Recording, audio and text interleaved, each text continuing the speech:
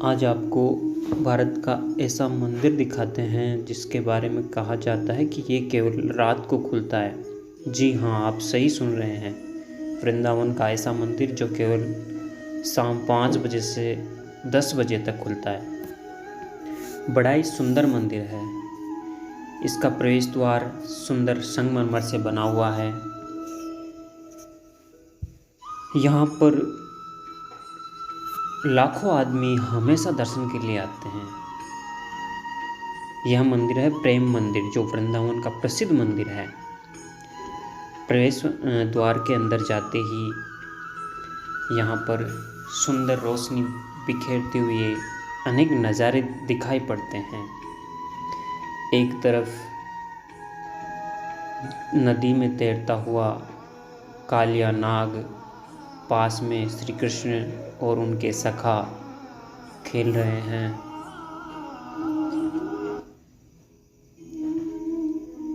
जब नदी किनारे कृष्ण और उनके सखा खेल रहे होते हैं तब उनकी जो गेंद है वो यमुना नदी के अंदर गिर जाती है।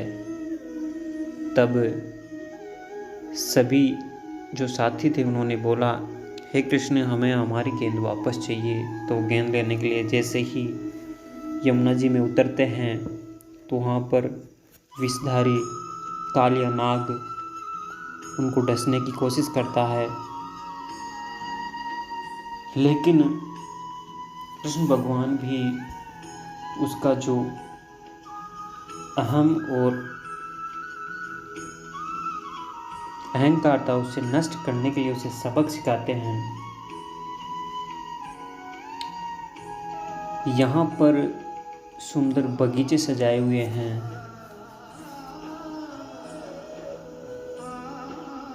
रंग बिरंगी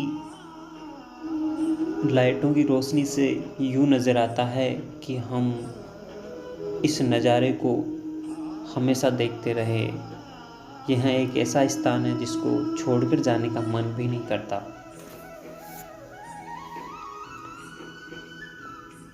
नदी किनारे बैठी हंस और बगुले विचरण कर रहे हैं।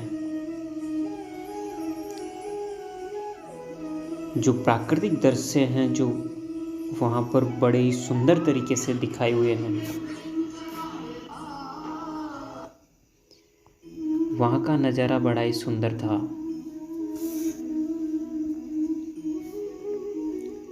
यहाँ एक दिन में लाखों यात्री दर्शनार्थ के लिए यहाँ आते हैं।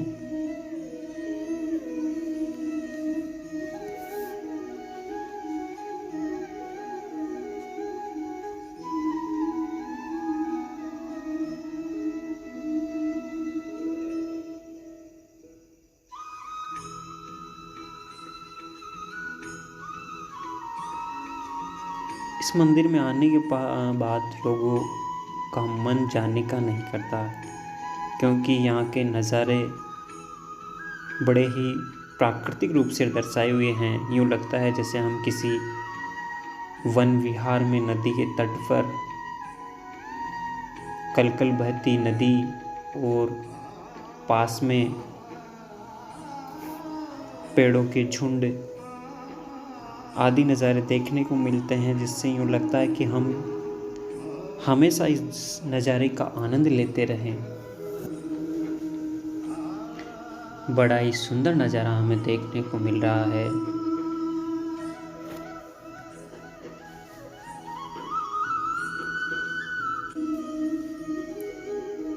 अनेक पशु पक्षी जो नदी रूपी एक नाला दर्शाया है, उस यमुना जी के तट पर पशु पक्षियों की मूर्तियों को यूं सजाया है जैसे वास्तव में जीवंत मूर्तियां हैं, और बड़ा सुंदर दृश्य हमें यहाँ दिखाई पड़ता है। मंदिर के चारों ओर भी सफ़ेद संगमरमर से चबूतरा बना हुआ है, जिसमें लोग आराम से विचरण कर सकते हैं और आसपास के नज़ारे का आनंद ले सकते हैं। यहाँ इस पूरे मंदिर पर कलरफुल लाइटें लगी हुई है, जिससे इस नज़ारे में और भी चार चांद लग जाते हैं यहाँ के सुंदर दृश्य में।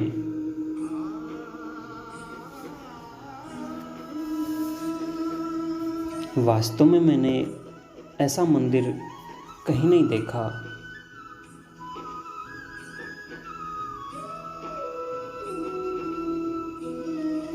सफ़ेद संगमरमर की नक्काशी भी बड़ी सुंदर थी।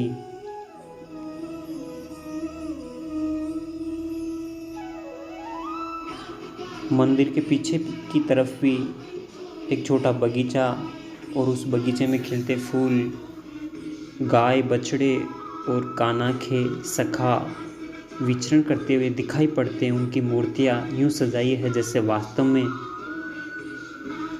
कान्हा और उनके सखा बगीचों में विचरण कर रहे हैं। यहीं पर हिरण और उनके बच्चे विचरण करते दिखाई पड़ते हैं। लगता है वास्तव में ये जीवंत है, लेकिन उनकी मूर्तियां लगाई हुई है।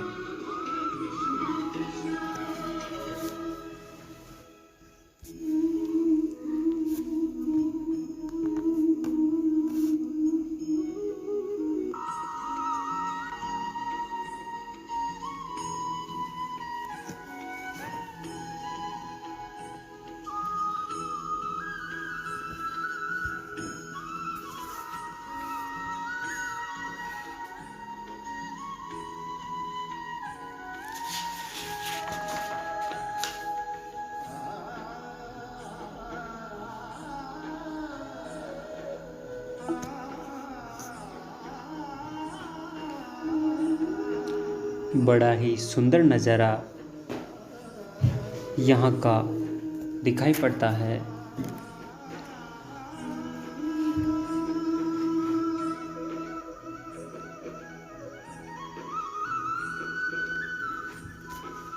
यहाँ पर जीवंत मूर्तियाँ लोगों की कार्य करते हुए दिखाई दी है। जैसे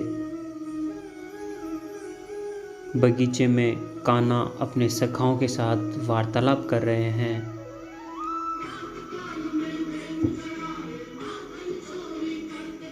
ऐसे दृश्य भी यहाँ पर दिखाई पड़ते हैं। मोर बगीचे में विचरण करते हुए दिखाई दे रहे हैं। पनिहारी ने पानी ले जाती हुई दिखाई पड़ती है।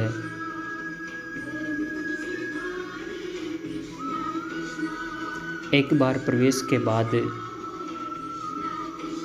लोगों का यहाँ से जाने का मन भी नहीं करता।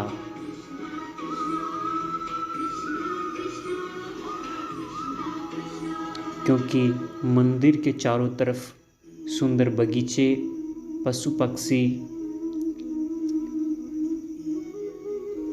कान्हा और उनके सखाओं को इस रूप में दर्शाया है कि वास्तव में एक प्राकृतिक सौंदर्य देखने को यहाँ पर मिलता है।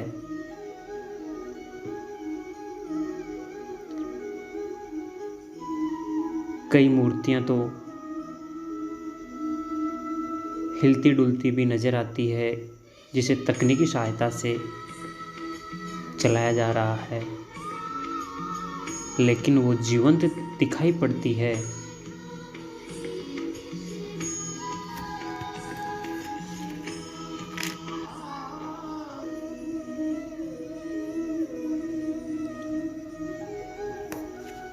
मंदिर के दूसरी तरफ गोवर्धन पर्वत दिखाया गया है, जिसको कान्हा ने इंद्र के प्रकोप से बचाया था। अपनी एक अंगुली पर पूरे पर्वत को उठाकर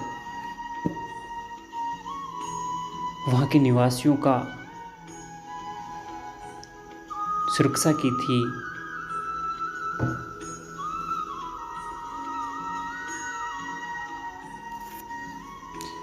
इस मंदिर के चारों तरफ सुंदर पेड़ पौधों और फूलों से सजे बगीचों और उनमें विचरण करते हुए हंस, हिरण, गाय, बछड़े और अन्य पशु पक्षी दर्शाए गए हैं।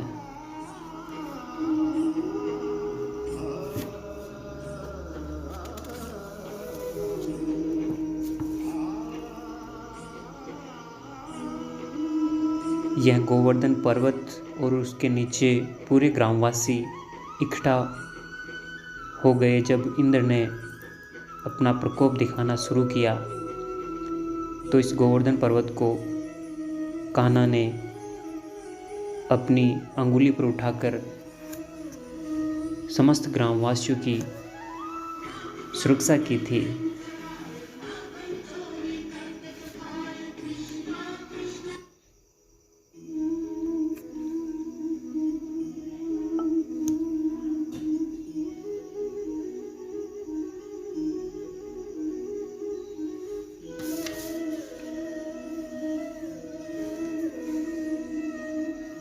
वैसे तो गोवर्धन पर्वत मथुरा में है, लेकिन इसे सांकेतिक रूप से प्रेम मंदिर में भी सजीव रूप से दर्शाया गया है। कहा जाता है पर्वत का आकार हर दिन मुट्ठी भर घटता रहता है। माना जाता है करीब 500 साल पहले ये पर्वत 30,000 मीटर ऊंचा हुआ करता था, लेकिन आज ये पर्वत लगभग 30 मीटर का ही रह गया है। गिरिराज पर्वत को लेकर यह माना जाता है कि इस पर्वत की खूबसूरती से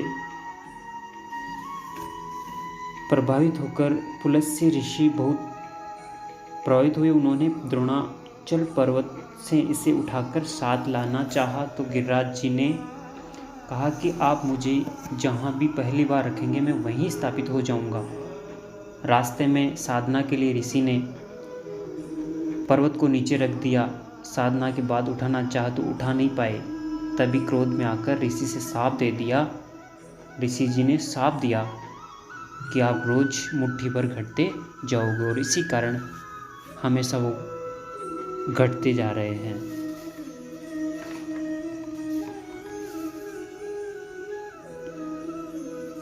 अंत में आपको मुख्य मंदिर का जो गर्भगृह है, मूर्ति है और अंदर जो सजावट है उसके दर्शन करवाते हैं।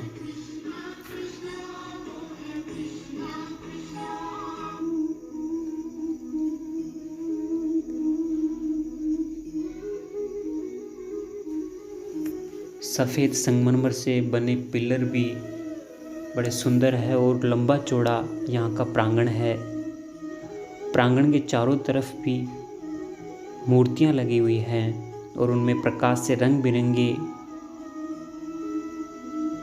तरीके से सजाया गया है।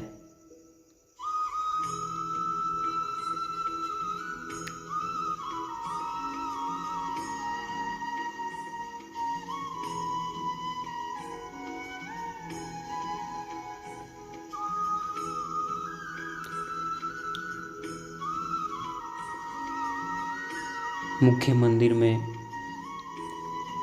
पूरी दीवार के चारों तरफ अनेक मूर्तियाँ, जैसे कृष्ण अपने सखाओं के साथ बैठे हैं, वार्तालाप कर रहे हैं, राधा अपनी सहेलियों के साथ बगीचों में विचरण कर रही है, अनेक ऋषि मुनियों की तस्वीरें उनको रंग बिरंगी लाइटों द्वारा सजाया है।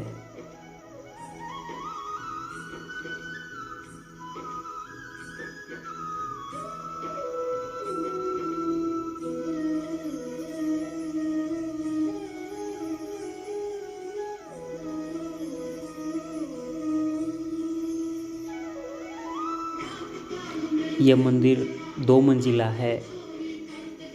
ऊपर से भी भक्तों के दर्शन करवाए जाते हैं।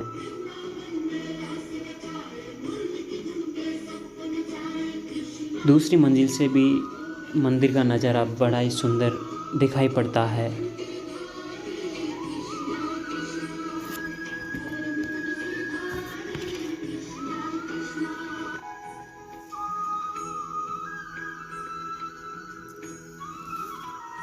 बड़ी सुंदर मूर्तियाँ इस मंदिर में लगी हुई है। मोर, हंस, राधा और कृष्ण तथा राधा की सहेलियाँ बगीचों में विचरण करती दिखाई पड़ती है।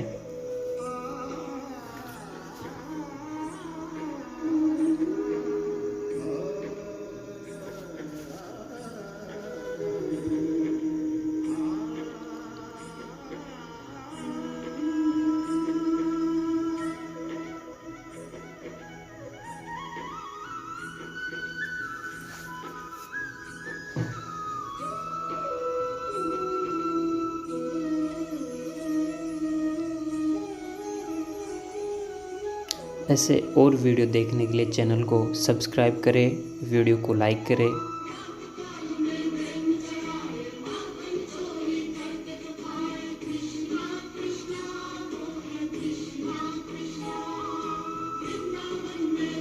बड़े सुंदर नज़ारे हमें प्रेम मंदिर को में दिखाई पड़े।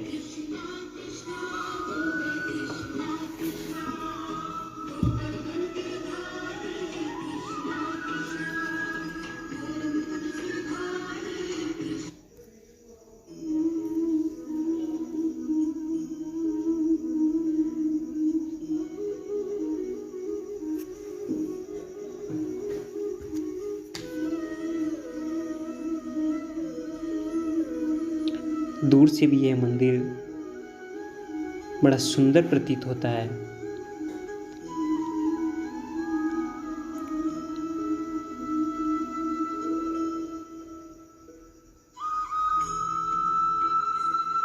वास्तव में ये भारत का सबसे सुंदर मंदिर है। चलिए दोस्तों, फिर मिलते हैं अगले वीडियो में। लाइक